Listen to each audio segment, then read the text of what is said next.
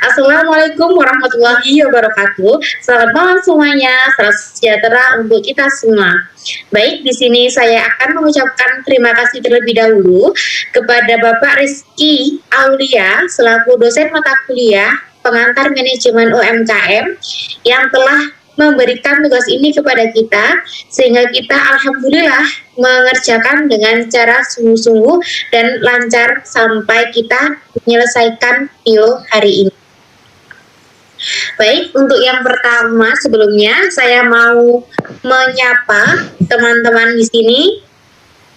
Boleh on cam atau on audio, boleh say hello kepada teman-teman semuanya.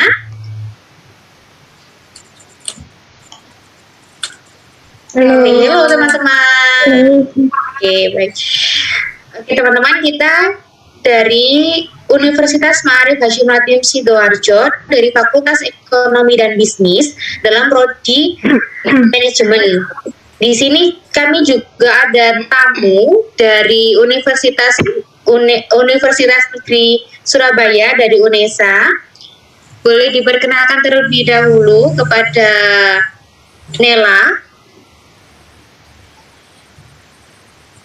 Oke, perkenalkan, sebelumnya namaku Nela Fisyikari Fiwardani, bisa dipanggil Nela. Aku dari Universitas Negeri Surabaya. Halo, selamat malam semuanya. Oke, selamat kenal untuk Kak Nela, terima kasih. Oke, baik, di sini juga sepertinya sudah ada salah satu teman kita dari UNESA juga. Mbak Rizka Ayu, boleh diperkenalkan terlebih dahulu. Baik, terima kasih. Sebelumnya perkenalkan, nama saya Rizka Ayu Solihah, biasa dipanggil Ayu.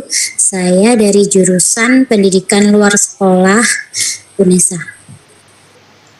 Oke, baik, terima kasih. Saya sampaikan kepada Kak Rizka Ayu yang telah menyempatkan waktunya untuk bergabung bersama kita. Oke, baik. Kita juga ada teman satu kelas ini yang sudah bergabung, yaitu Mbak Atsari sama Mbak Stella. Boleh diperkenalkan terlebih dahulu. Ya, perkenalkan, nama saya Sarimi Indriani. Baik. Terima kasih untuk Mbak Atsari. Untuk selanjutnya Mbak Sela, apakah boleh diperkenalkan terlebih dahulu? Halo, saya Arsela Tiawanandita. Oke, terima kasih untuk Mbak Sela. Terima kasih untuk teman-teman semua yang sudah menyempatkan waktunya untuk mengikuti acara presentasi pada malam hari ini.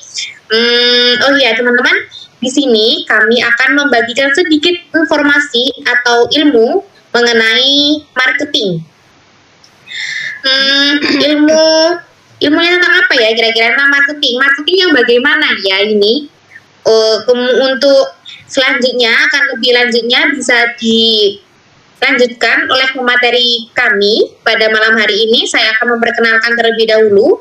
Untuk pemateri yang pertama akan disampaikan oleh Kak Laili. Boleh diperkenalkan terlebih dahulu. Halo, selamat malam semuanya. Perkenalkan, selamat malam. Saya Laili Ngofiro. Saya berasal dari Fakultas Ekonomi Bisnis Universitas Ma'arif Hasyim Latif di prodi manajemen. Salam kenal. Baik, terima kasih untuk Kak Laili. Untuk yang selanjutnya, materi yang kedua akan disampaikan oleh Mbak Sela. Untuk Mbak Sela, boleh diperkenalkan terlebih dahulu. Oke, baik. Terima kasih. Halo semuanya. Halo. Perkenalkan nama saya Sela Febriana dari prodi Fakultas Ekonomi dan Bisnis dari UMAHA. Terima kasih. Baik, terima kasih untuk Kak Sela. Selanjutnya, boleh diperkenalkan untuk materi selanjutnya, materi ketiga untuk KNS. Assalamualaikum warahmatullahi wabarakatuh. Perkenalkan, nama saya Nisbahia dari prodi manajemen Fakultas Ekonomi dan Bisnis. Selamat kenal. Ya, selamat kenal juga. Yang selanjutnya boleh diperkenalkan untuk materi selanjutnya akan disampaikan oleh Mbak Dwi. Hai, halo, selamat malam. Perkenalkan, nama saya Dwi Rohma Juniarti dari Fakultas Ekonomi dan Bisnis Universitas Maarif Hasim Sidoarjo. Oh iya, baik. Terima kasih untuk Kak Dwi, salam kenal juga. Dan untuk yang terakhir, materi yang disampaikan oleh Kak Putri. Untuk selebihnya boleh diperkenalkan terlebih dahulu. Halo, selamat malam. Perkenalkan, nama saya Putri Oktaviana. Saya dari Fakultas Ekonomi dan Bisnis dari Universitas Maarif Hasim Sidoarjo. Salam kenal. Oke, baik. Terima kasih untuk teman-teman semuanya sudah memperkenalkan masing-masing. Oke, baik. Terima kasih. Untuk selanjutnya, tidak usah mengulur-ngulur waktu. Di sini saya akan membahas mengenai dua pembahasan. Yang pertama, kita akan membahas mengenai marketing mix, promotional mix, dan integrated marketing. Dan untuk selanjutnya, untuk materi yang kedua, kita akan mengaji atau mengobservasi mengenai objek UMKM yang ada di Indonesia yang sudah terkenal di internasional. Baik, untuk materi yang pertama, saya akan serahkan kepada Mbak Sela. Boleh dilanjutkan untuk melanjutkan materi yang selanjutnya.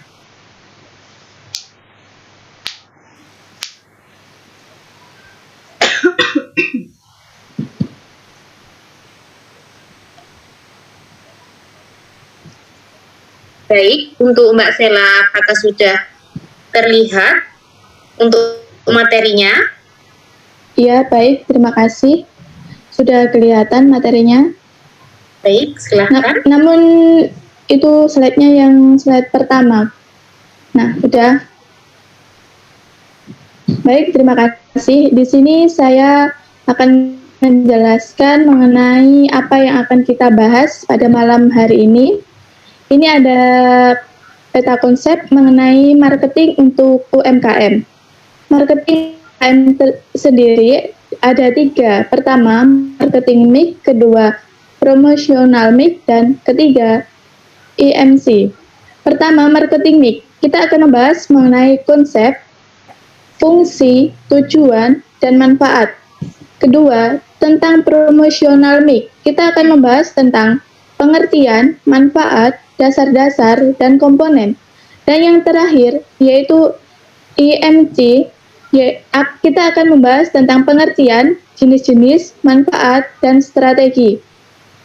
Baik, untuk selanjutnya.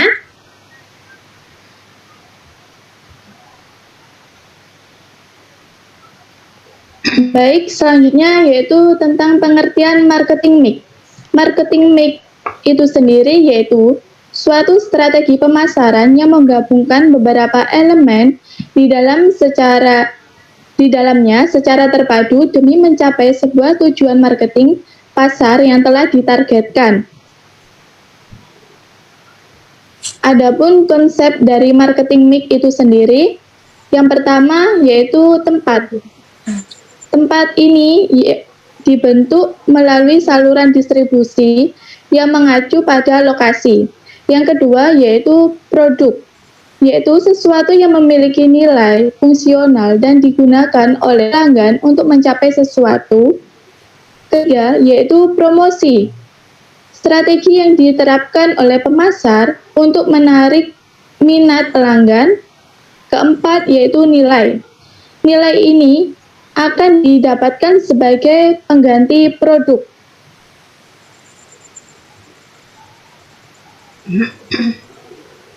Bisa dilanjut slide-nya. Baik, terima kasih. Dan yang kelima, yaitu orang, bukan konsumen saja, tetapi seluruh SDM yang terlibat di dalamnya. Dan yang keenam, yaitu proses. Aspek proses ini adalah gabungan dari seluruh aktivitas. Dan yang terakhir, yaitu bukti fisik. Semua perangkat yang digunakan sebagai pendukung berjalannya sebuah bisnis. Untuk materi selanjutnya akan disampaikan oleh Kak Dwi. Waktu dan tempat dipersilakan. Baik, terima kasih untuk Mbak Sela yang telah memberikan informasi mengenai manajemen marketing dan konsep manajemen mix. Untuk selanjutnya akan disampaikan oleh Mbak Dwi selaku pemateri yang kedua. Baik, terima kasih. Berikutnya yaitu tujuan marketing mix. Tujuan marketing mix ada 3, yaitu yang pertama direct marketing atau pemasaran secara langsung, yaitu suatu bentuk sistem pemasaran yang interaktif untuk menghasilkan transaksi yang diukur pada suatu lokasi. Yang kedua yaitu advertising atau periklanan, yaitu sebuah bentuk yang memberikan informasi tentang produk kepada konsumen agar meningkatkan penjualan. Yang ketiga yaitu sales promotion, yang artinya promosi penjualan, yaitu kumpulan berbagai alat insentif yang dirancang untuk mendorong pembelian barang. Selanjutnya, fungsi marketing mix. Fungsi marketing mix yang pertama yaitu fungsi distribusi fisik, yaitu suatu produk dapat dilakukan dengan cara mengangkut dan menyimpan produk. Yang kedua yaitu fungsi pertukaran. Adanya konsumen dapat membeli produk yang berasal dari produsen, baik itu dengan menukar uang atau dengan produk. Yang ketiga yaitu fungsi perantara. Menyediakan perantara untuk menyampaikan produk dari produsen kepada konsumen yang menghubungkan aktivitas pertukaran dengan distribusi fisik.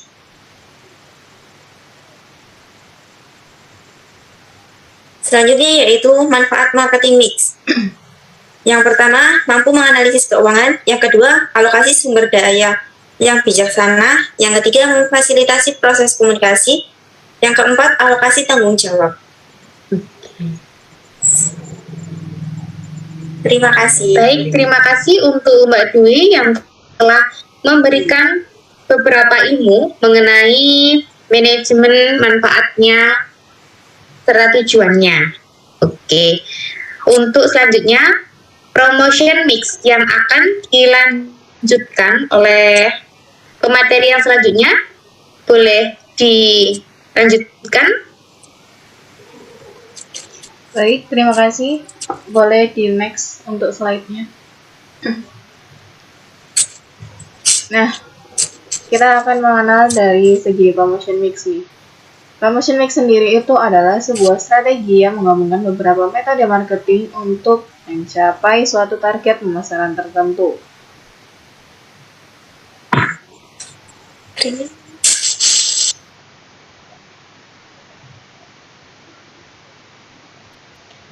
Nah, apa saja sih 4 hal penting atau 4 hal yang mendasari dalam promotion mix? Nah, saya akan jelaskan satu persatu. Yang pertama yaitu price atau harga. Jumlah uang yang konsumen keluarkan saat melakukan pembelian terhadap produk atau layanan Anda. Yang kedua ada produk, barang atau layanan yang bisa memenuhi kebutuhan konsumen. Yang ketiga ada promotion, kegiatan yang mencakup seluruh strategi marketing seperti penawaran khusus, diskon sensasional produk, iklan, dan lain sebagainya. Yang keempat ada place, yaitu tempat, menentukan lokasi terbaik untuk memasarkan produk. Next. Nah, selanjutnya kita akan membahas manfaat dari promotional mix. Apa aja sih manfaat dari promotional mix ini? Yang pertama, ada manfaat dari promotional mix ini, kalian bisa membedakan brand kalian dari brand yang lain. Yang kedua, meningkatkan kualitas komunikasi dengan konsumen.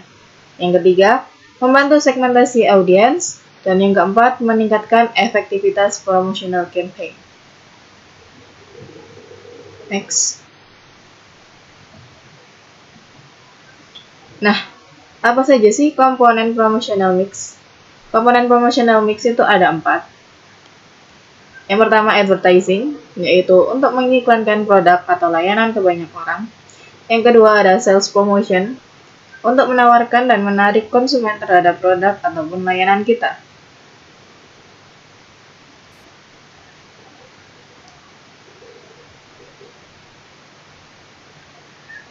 Yang ketiga ada direct marketing, promosi yang in person melalui email dan lain sebagainya.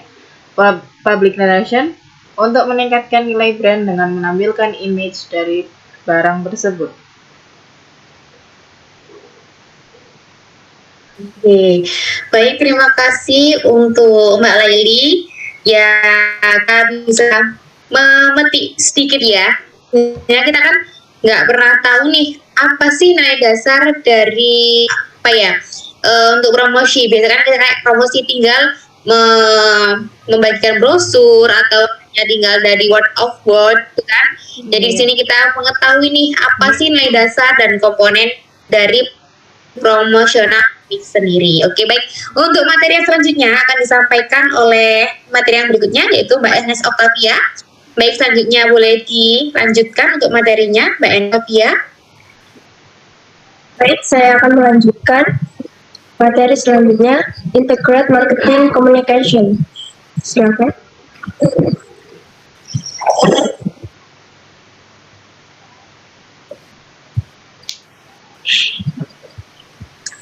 Apa itu Integrate Marketing Communication? IMC adalah sebuah strategi di mana seluruh saluran pemasaran yang perusahaan gunakan dapat menyampaikan yang konsisten dan jelas, sehingga calon pelanggan mendapatkan persepsi yang sama atas perusahaan dan produk perusahaan ditawarkan. Selanjutnya.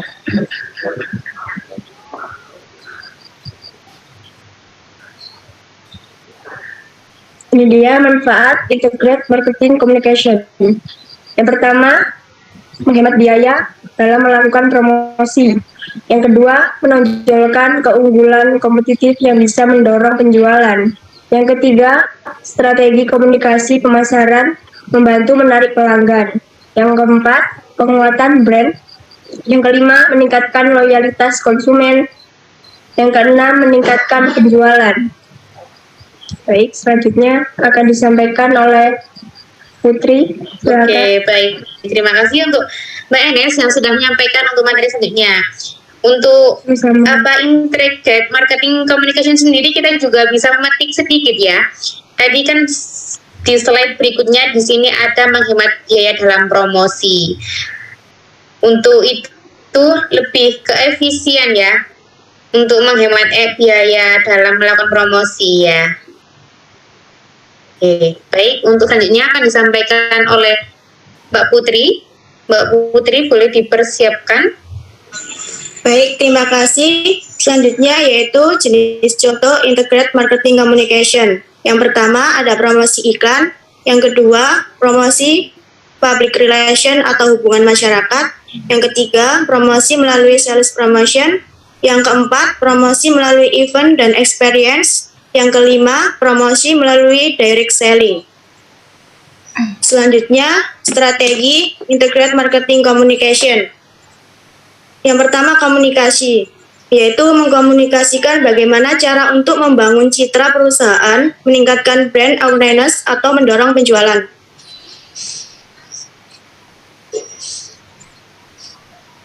Yang kedua, susunan anggaran.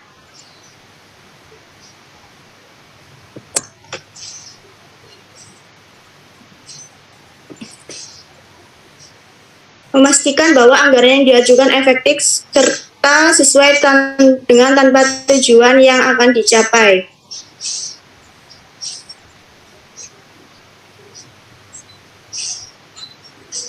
Selanjutnya, marketing mix. Mengombinasikan marketing mix untuk hasil yang maksimal. Pantau dan evaluasi. Memantau segala risiko dan peluang yang ada untuk meningkatkan penjualan.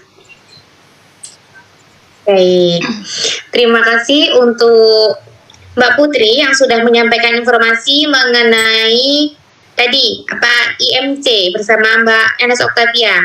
Oke, baik. Sebelum kita memulai, kita lihat video terlebih dahulu. Mungkin barangkali teman-teman ada yang tidak tahu objek UMKM apa yang kita pilih. Oke, sebentar. Saya berhentikan dulu slide show-nya. Oke. Baik. Di sini kita lihat terlebih dahulu.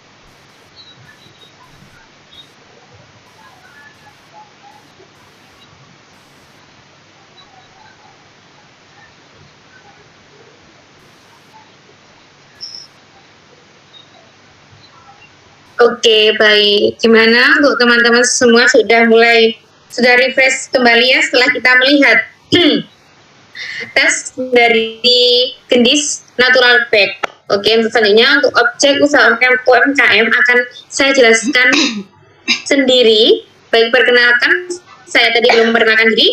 Perkenalkan, nama saya Brian Traiki Sumaningrum. Di sini saya selaku pembuka untuk acara hari ini dan untuk mengisi materi sekaligus untuk menutup. Baik, di sini saya akan menjelaskan banyak yang belum tahu mengenai produk UMKM Gendis Natural Fact. Gendis Natural Fact sendiri, kenapa sih kok ada nama gendisnya? Barangkali ada yang tahu, di sini tuh gendis itu dinamakan untuk sebuah manis. Gendis kan gula. Jadi untuk menandakan manis, sopan, dan bernuansa Jawa.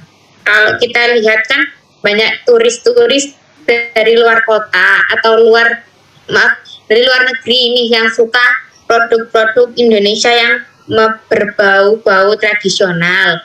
Nah, itu salah satu untuk strategi yang dipasarkan untuk internasional. Karena banyak yang orang luar negeri yang menyukai bau-bau tradisional yang ada dari wilayah Indonesia sendiri. Untuk gendis merupakan produk tas berbahan serat alam. Tadi sudah disampaikan untuk di videonya dari Agdel, juga dari alam yang ada di Jogja sendiri. Di gendis ini, objek UMKM ini sendiri didirikan oleh Pas Putri dari Ibu Ferry dan Bapak Indro sejak tahun 2002. Oke. Awalnya nih Bu Ferry mendesain tas yang kemudian dibuat oleh pengrajin. Karena mendapat sambutan baik, Bu Ferry kemudian mengikuti pameran kerajinan Indonesia Inacraft pada tahun 2002 dan alhamdulillahnya bisa booming, dan akhirnya Bu Ferry terus mengembangkan objek UMKM-nya ini hingga ke ranah internasional. Baik, untuk selanjutnya saya akan menjelaskan mengenai upaya objek usaha Gendis Fact. Nah, usaha Gendis Fact sendiri memiliki beberapa cara. Di antaranya yang pertama, yang dimaksudkan cara di sini adalah cara marketing, cara pemasaran dari produk UMKM ini. Yang pertama melalui pameran yang biasanya diadakan di mal-mal atau di suatu, biasanya di kampus juga bisa, atau di balai-balai kota. Yang kedua ada word of mouth atau WOM. Biasanya dari mulut ke mulut banyak yang bilang, kemarin aku habis beli tas di sini nih, bagus, terus kualitasnya juga murah dan harganya juga ekonomis. Terus akhirnya ada orang tertarik, bisa beli ke Gendis Fact itu tadi. Terus habis itu online, bisa melalui medsos nih. Sekarang kan zamannya milenial, zaman Z ya, sekarang generasi Z. Jadi nggak mungkin nih semua orang nggak pegang Instagram, pegang WA, Facebook, maupun sekarang yang lagi booming nih TikTok. Yang kedua majalah, biasanya majalah diedarkan di rumah-rumah juga bisa. Misalkan kita mau ke dokter kecantikan pasti juga ada majalah. Untuk yang kedua brosur, pasti di jalan-jalan juga pasti ada. Di pinggir-pinggir jalan yang ngasih-ngasih brosur. Oke. Untuk advertising sendiri menggunakan brosur yang di pinggir-pinggir jalan seperti itu, atau juga bisa melalui datang langsung ke perusahaan atau toko dari Gendis Fact itu sendiri. Untuk sales promotion, Gendis Fact menggunakan pameran. Untuk publicity, Gendis Fact berupa brosur dan majalah. Untuk public relation, Gendis berupa word of mouth dari mulut ke mulut, dan untuk direct marketing, Gendis Fact biasanya menggunakan sosial media berupa Gmail, WA, Instagram, Facebook, dan lain sebagainya. Baik, cukup sekian perkenalan dari objek UMKM Dari Gendis sendiri barangkali ada yang mau minat, kisaran harga mulai dari 500 sampai 1.500.000, tapi juga ada yang harganya di bawah 100.000 juga ada, tergantung kita mau pilih barang yang kita beli yang apa gitu. Baik, untuk selanjutnya saya di sini akan membuka sesi tanya jawab.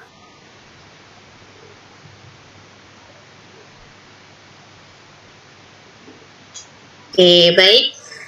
Untuk sesi tanya jawab, apa untuk peserta bisa? Oke, baik, di sini ada yang sudah raise hand. Baik, untuk Mbak Ayu dari UNESA, bisa disampaikan untuk pertanyaannya? Baik, sebelumnya terima kasih. Saya Rizka Ayu dari PLS UNESA mau bertanya. Kenapa sih kalian memilih untuk mengangkat kajian Gendis Natural Base dalam objek UMKM? Seperti itu, terima kasih. Baik, terima kasih untuk Mbak Ayu atas pertanyaan yang disampaikan. Baik, untuk teman-teman bisa dibantu menjawab.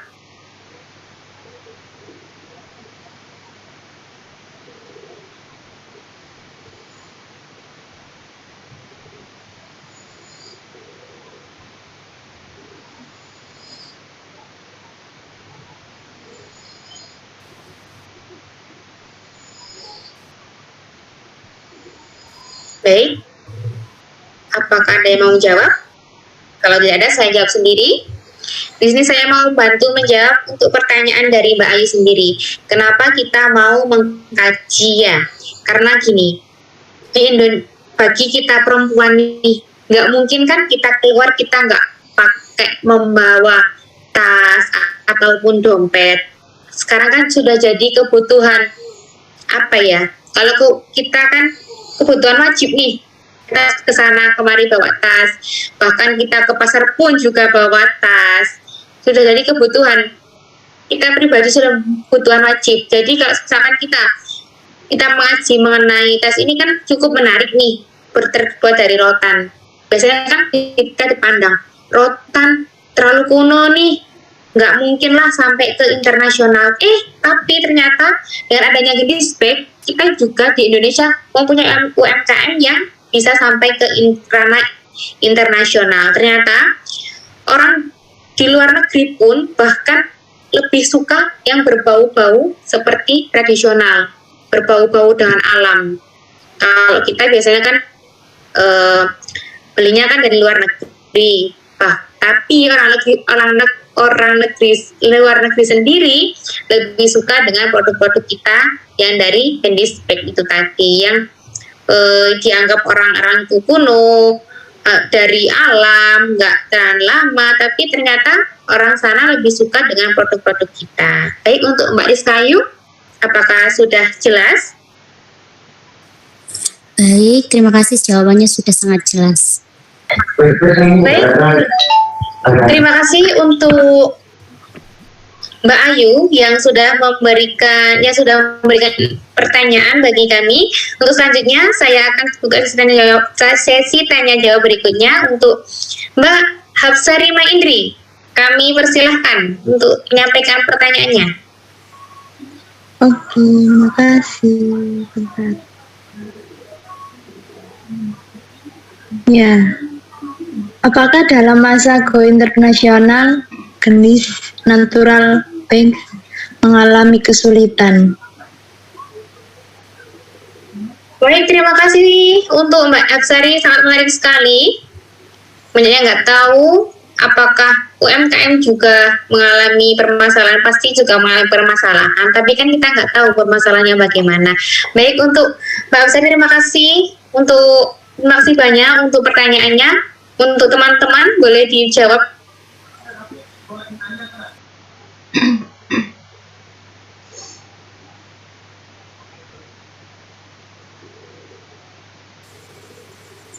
Saya bantu jawab, boleh? Baik, terima kasih. Silakan untuk Mbak Dwi. Dalam masa itu, untuk perusahaan Gendis itu sendiri, dia itu terdapat ini ya kesulitan dalam membangun brand namanya dia pada saat go internasional. Selain itu dia juga ada kesulitan di mana dia harus memperkuat sistemnya dia sendiri seperti apa dan pemasarannya akan dilakukan dia. Sudah, terima kasih. Apakah untuk Mbak Aksari sudah jelas? Ya sudah. Baik, terima kasih untuk Mbak Aksari Mai Indri. Untuk selanjutnya, apakah masih ada pertanyaan? Oke, baik. Untuk Mbak Nela Fisika ini yang dari UNESA tadi, boleh diperkenalkan lagi, barangkali teman-teman lupa. Oke, baik. Terima kasih atas kesempatannya. Perkenalkan, nama saya Nela Fisika dari Universitas Negeri Surabaya. Di sini saya mau bertanya, kan tadi sudah sedikit dijelaskan ya tentang bahan dari gendis natural bags sendiri, yaitu dari serat alam.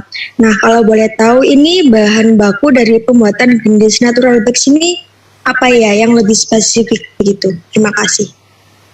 Oke, baik. Terima kasih untuk Mbak Nela yang sudah memberikan pertanyaan mengenai bahan baku. Nah, kita mau menjawab nih, kan nggak mungkin nih kita ujuk-ujuk, pasti dari rotan, kan nggak tahu spesifikasinya gimana, masa juga dari rotan aja, kan kita butuh benang, juga butuh bahan-bahan yang lain. Untuk itu boleh dijelaskan kepada teman-teman, boleh dibantu menjawab.